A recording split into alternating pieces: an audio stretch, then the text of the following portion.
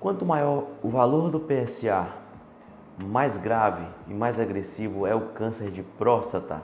Eu me chamo Paulo Maron, sou urologista e vou responder essa dúvida muito comum e pertinente. Explicando um pouco do PSA, o PSA é uma substância produzida pela próstata, um órgão exclusivamente masculino, que tem a função de liquefazer, melhorar a qualidade seminal, ou seja, nutrir nossos espermatozoides. O PSA também é utilizado na prática clínica para identificarmos alterações causadas na próstata.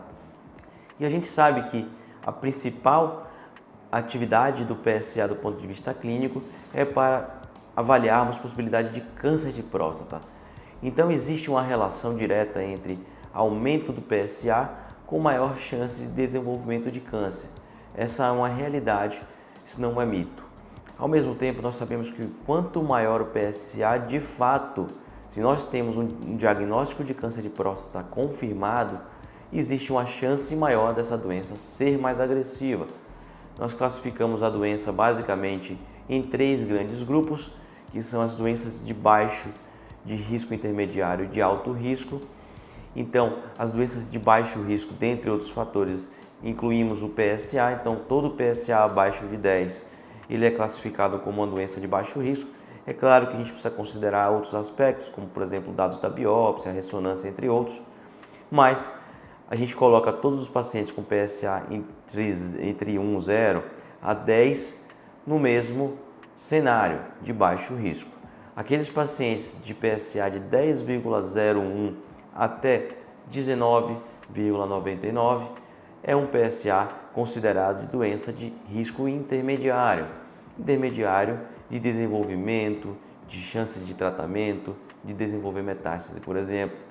E todo PSA acima de 20 é considerado um PSA de doença de alto risco, uma doença mais agressiva em tese. E por que em tese? Porque não necessariamente todo câncer de próstata produz PSA de forma igualitária. Então, existem alguns pacientes que possuem câncer de próstata extremamente agressivos que não produz PSA ou produz pouco PSA em relação à agressividade da doença.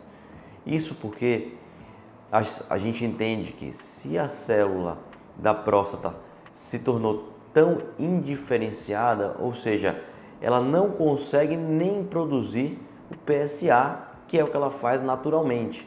Então, quando ela não consegue produzir o PSA, muitas vezes a doença é mais agressiva ainda e a gente tem dosagens de PSA mais baixas. Então, por isso que o PSA isolado, ele não vai trazer as informações 100%. A gente precisa de outros detalhes da avaliação da biópsia, da avaliação clínica, da ressonância, entre outros aspectos, para definir o seu risco e as suas chances de tratamento do câncer de próstata.